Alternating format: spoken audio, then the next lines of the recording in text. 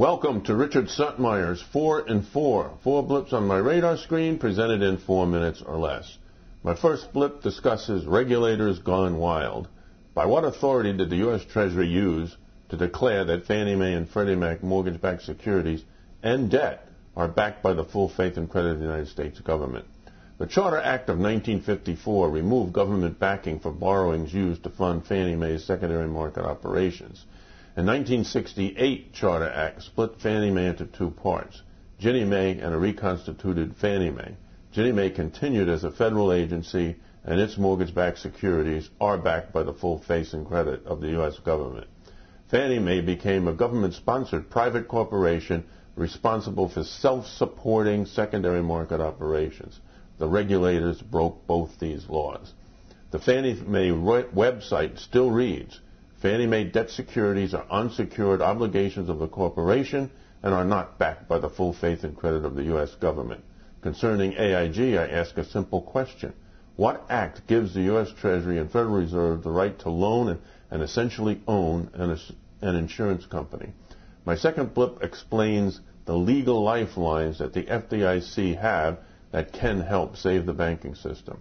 The FDIC can request the full guarantee of all U.S. deposits under a law passed in 1991.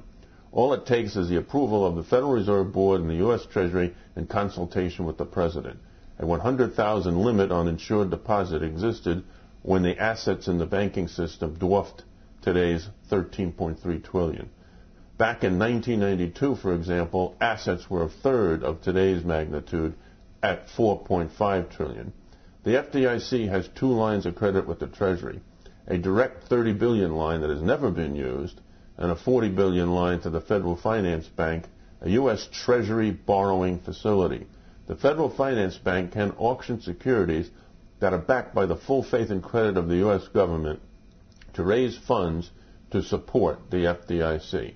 This would prevent a run on the banking system. My third blip indicates concerns reflecting U.S. Treasury yields and COMEX gold. The yield on the 2-year Treasury note tested 2.367 on Tuesday versus 2.163 following the Bear Stearns bailout. This yield is down from 3.204 on September 8th after the Fannie and Freddie mistake. Where's the faith in the U.S. Treasury? The Fannie Mae 5-year widened another 8 basis points on Wednesday and is 25 basis points wider on the week. This nearly wipes out the full benefit of conservatorship. COMEX gold is now the currency of last resort, jumping a record one-day advance of $88.9 the ounce on Wednesday. Strength continued overnight to 897.4 versus quarterly resistances at 881.9 and 921.7. My fourth blip explains the importance of the 120-month simple moving average for the Dow.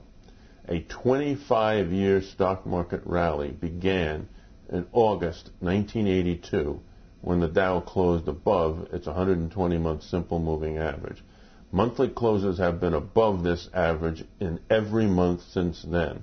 I say that a multi-year bear market is confirmed by a close in September below the 120-month simple moving average at 10,625. The Dow traded below the 120-day in October 2002 and in April 2003, but closed above in both cases. Yesterday's close was below 10,625, but yesterday is not month end. Notice today how my new annual pivot at 10,747 has been a magnet. If you have any comments or questions, shoot me an email, gmcreports@aol.com. That's today's 4 in 4. Enjoy your day.